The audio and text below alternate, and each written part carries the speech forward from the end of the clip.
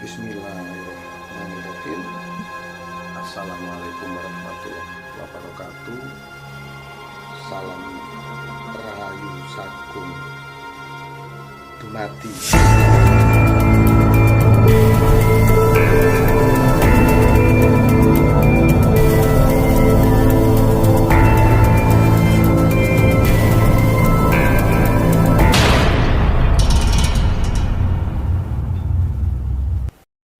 Sahabat Turno Pamungkas dimanapun Anda berada, syukur kita panjatkan kehadirat Allah Subhanahu wa Ta'ala yang telah memberikan kita nikmat sehat, yaitu nikmat yang paling tinggi dibandingkan dengan nikmat-nikmat yang lain.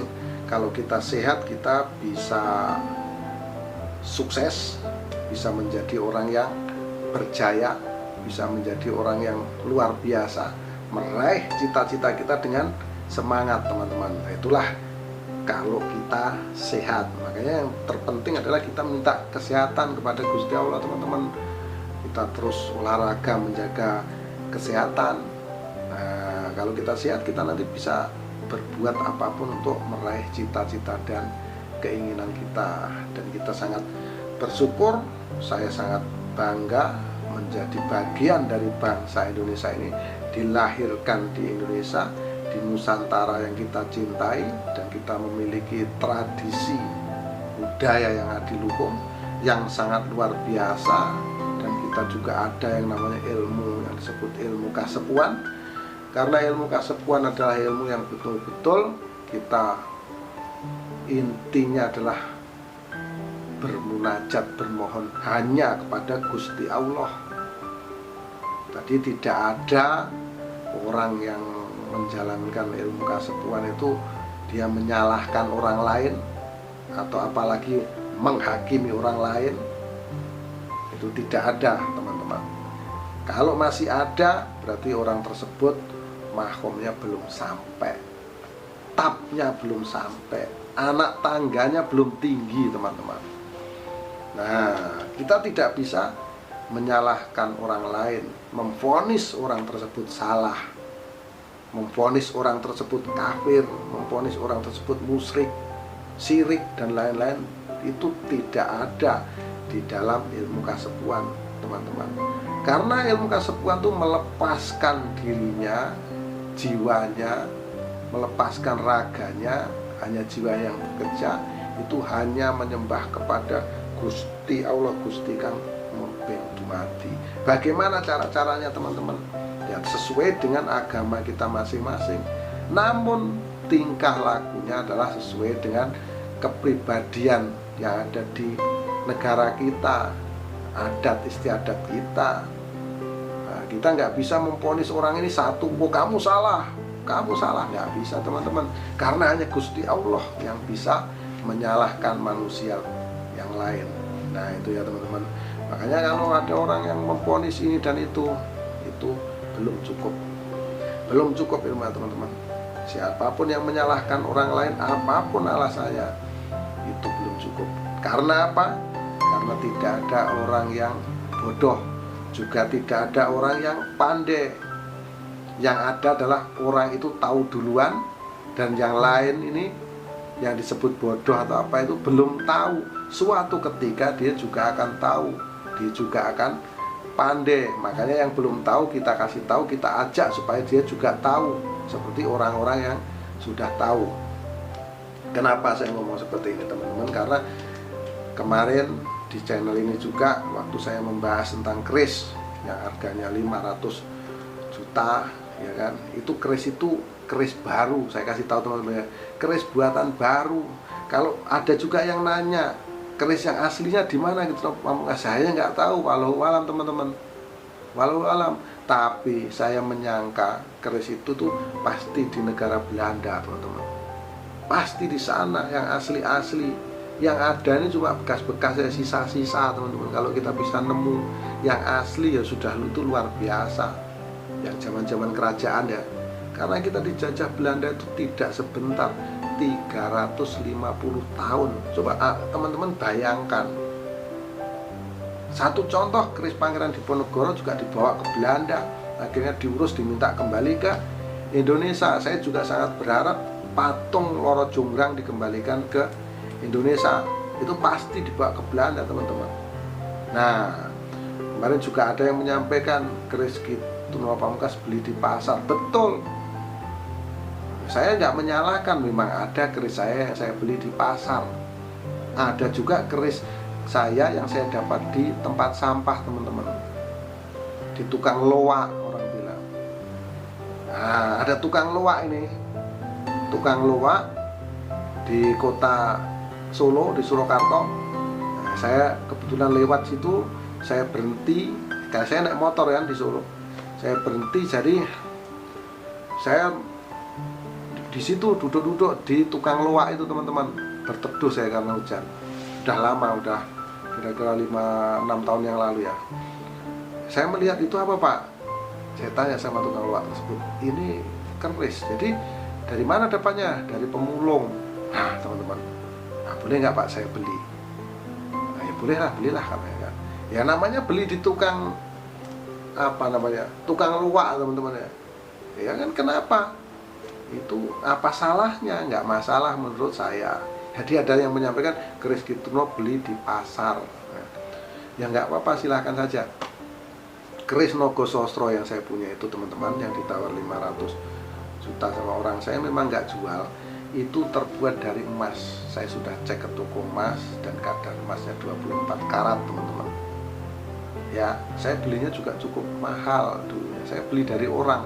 Itu keris baru, keris Kamardikan.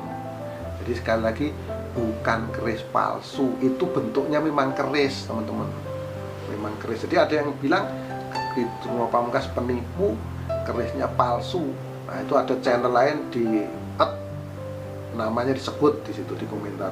Jadi mudah-mudahan teman-teman itu melihat channel ini ya, melihat dari awal sampai akhir. Jadi saya jelaskan nggak ada yang namanya keris palsu. Saya sebetulnya ada penyebutan palsu itu saya merasa nggak enak di dalam diri saya teman-teman. Karena kalau orang jiwanya itu kasepuan, nggak ada menyalahkan seperti itu. Apapun bentuknya itu adalah keris. Yang ada itu keris buatan lama zaman kerajaan dan keris baru setelah Indonesia merdeka disebut keris Kamardikan. Ini menjadi bahan yang harus dipahami oleh teman-teman. Sebelum saya membahas tentang keris-keris lain, mulai ini dan seterusnya saya akan sampaikan teman-teman ya. Nah kalau teman-teman misalnya ada yang kekurangan saya, kesalahan saya ya, kalau bisa jangan hanya di komentar sini ya teman-teman. Di komentar sini ini ada nomor WhatsApp saya, tolong saya di WhatsApp. Yang salah saya tolong dibenarkan. Saya juga pengen sebetulnya berbicara melalui telepon atau WhatsApp yang menyampaikan bahwa Ki Tunomo penipu, kerisnya palsu. Saya pengen sekali, saya pengen dikasih tahu ya kan, yang asli itu yang bagaimana, yang palsu yang bagaimana. Karena setahu saya nggak ada yang palsu teman-teman, semuanya asli. Yang ada hanya buatan lama, buatan zaman kerajaan atau disebut tangguh. Ada tangguh Kediri, tangguh Singosari, tangguh Majapahit, tangguh Tuban, tangguh Mataram. Itu zaman-zaman kerajaan teman-teman. Terus ada keris yang dibuat setelah Indonesia merdeka, itu namanya keris Kamardikan, yaitu estimasinya bisa dari tahun 1946, 47 sampai 2020 sekarang. Namanya keris Kamardikan. Jadi bukan, nggak ada yang namanya keris palsu. Nah sekali lagi teman-teman, ada yang bertanya lagi, Ki Tunomo Pamungkas, saya mau mencari keris yang powernya besar. Nah harus keris lama, harus keris kuno. Nah, itu lepaskan pemikiran itu dari situ teman-teman. Lepaskan dari situ. Teman-teman kalau mau cari keris yang teman-teman senangi aja, yang teman-teman cocok, merasa pas. Jadi jangan dipaksakan harus tua. Seperti hanya baju, kalau baju ini tua, sudah dipakai, bajunya rapuh, bolong-bolong teman-teman. Ngapain? Nggak cocok kan kita pakai. Nah, kita pakai baju yang baru. Kenapa? Memang kan cocok. Namanya gaman. Gaman itu ageman. Ageman itu sama dengan pakaian. Ini sahabat Tunomo Pamungkas perlu pahami. Nah jadi sama, kalau memang keris itu baru kita senangi, ya, kenapa? Ya kita kita beli aja nggak masalah toh, yang penting cocok. Nah, misalnya orang badan saya ini ukurannya bajunya apa nih, L tuh ngepres seperti ini teman-teman, ngepres gitu kan, nah, pas gitu ya, L gitu. Nah kalau saya dikasih XXL ya wis nggak pantas kan gitu, atau dikasih S gitu nggak muat, nggak bisa bernapas, saya sesak. Sama dengan gaman atau ageman itu teman-teman. Jadi di sini harus dipahami. Jadi di dalam ilmu kasepuan itu tidak ada ceritanya. Di dalam ilmu kasepuan itu kita bisa menyalahkan orang lain, nggak ada. Di situ hanya manembah sama Gusti Kang Murding Dumadi, sama Gusti Allah. Nggak ada ceritanya kita bisa menyalahkan orang lain. Hanya Gusti Allah lah yang bisa menyalahkan orang ke orang. Itu teman-teman. Nah inilah sedikit masukan kepada teman-teman. Sekali lagi kepada sahabat siapa namanya saya nggak tahu, di kolom komentar yang menyebutkan Kitruno penipu dan katanya dibahas di channel lain. Ini ada nomor HP saya, tolong saya di WhatsApp, nanti biar saya telepon. Saya mau berguru kepada sampean, saya mau bertanya, ya kan, salahnya bagaimana, yang dimaksud palsu gimana, yang dimaksud asli bagaimana. Nah, mohon dijelaskan, karena menurut saya semuanya keris adalah asli.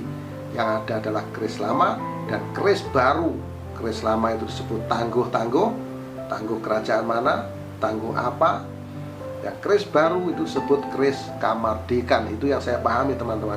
Mungkin ada cerita lain yang saya nggak paham, ya tolong di WhatsApp saja saya. Nanti saya akan bertanya kepada sampean biar menambah juga wawasan yang ada pada diri saya. Itu ya, itu teman-teman ya. Nah, kali ini saya memegang sebilah keris. Ini ya, ini adalah keris betok ini teman-teman. Keris betok seperti ini ya. Nah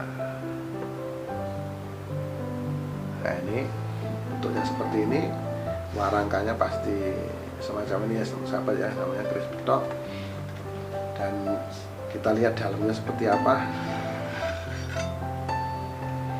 Nah ini ya sahabat Kitruno Pamungkas, ini antara besi bilahnya ini sama gagangnya ini semuanya kebetulan ini besi yang saya miliki teman-teman.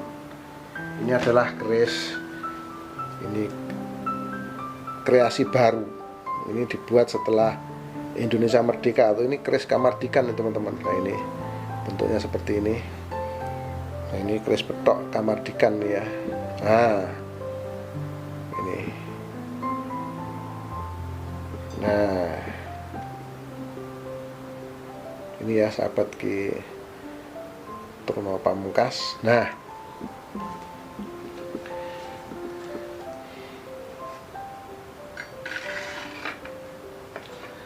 keris betok ini wasilahnya adalah untuk sebagai penindih atau pendinding atau peredam teman-teman. Jadi keris betok ini kan misalnya kita memiliki keris yang sifatnya ganas, sifatnya keras, itu kan berpengaruh kepada pemiliknya misalnya gitu. Ini wasilahnya, itu kita harus punya keris betok ini untuk meredam. Misalnya kita pegang keris Umyang Jimbe misalnya teman-teman ya. Keris Umyang Jimbe itu kan kalau itu untuk sarana pesugihan ya. Kalau biasanya kalau ribut, habis ribut besar, dia nanti akan datang kekayaan, seperti itu filosofinya teman-teman ya. Nah itu supaya aman, bagaimana gitu ya, kita harus punya satu lagi keris betok sebagai penindih atau pendinding, biar nggak terjadi permasalahan kepada yang menyimpan. Itu salah satu ciri khas Umyang Jimbe teman-teman. Nah, jadi saya juga udah jelaskan ya tentang pamor-pamor, tentang apa-apa gitu kan. Nah, bagaimana ya kan, risiko-risikonya itu kan saya sudah jelaskan. Dan kali ini memang ini adalah keris betok aja, fungsinya cuma sebagai pendinding teman-teman, sebagai peredam energi-energi negatif. Misalnya dari serangan-serangan gaib, teluh atau santet, gitu kan, atas kehendak Gusti Allah, ya akhirnya dia akan mengegron ke sebilah keris betok ini, teman-teman. Karena sang empu membuat keris betok itu adalah untuk sebagai peredam, untuk meredam. Nah, seperti itu. Jadi inilah bentuk sebilah keris betok dan filosofinya untuk apa.